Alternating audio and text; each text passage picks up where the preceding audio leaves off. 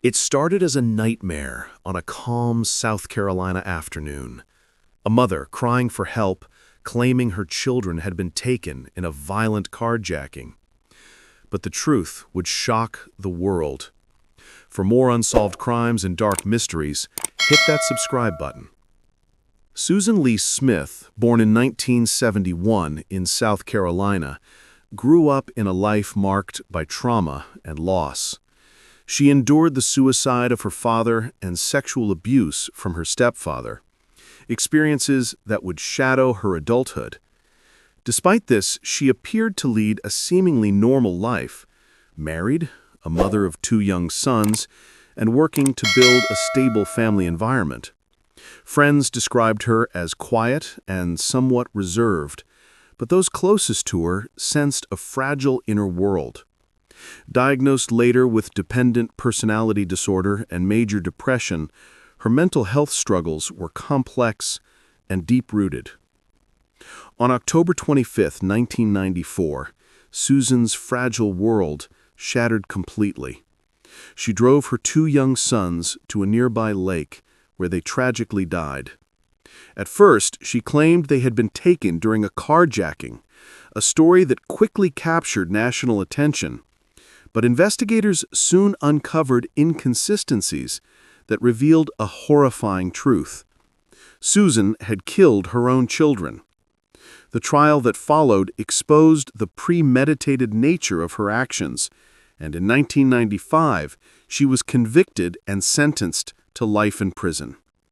Susan Smith's story became a chilling reminder that evil can sometimes hide behind the most familiar faces, even those who should embody protection and love.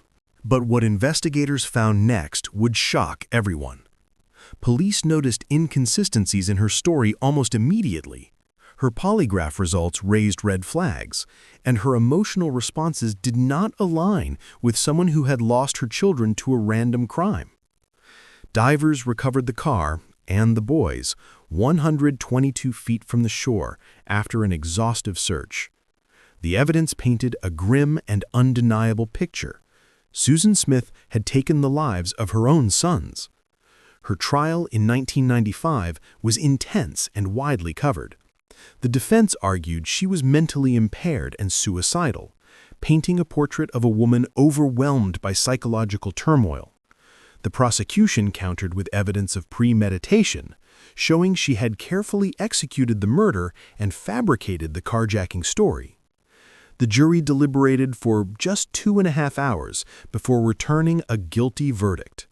Susan Smith was sentenced to 2 concurrent life terms, sparing her the death penalty, but ensuring she would never leave prison alive without parole. The aftermath of Susan Smith's actions reverberated far beyond the courtroom. Her false racial carjacking claim ignited a national debate about race, media bias, and public perception. Mental health professionals highlighted the complexity of criminal responsibility when severe psychological disorders are involved. And the families, neighbors, and nation at large were left grappling with the incomprehensible nature of a mother killing her children. Susan Smith's story became a chilling reminder that evil can sometimes hide behind the most familiar faces, even those who should embody protection and love.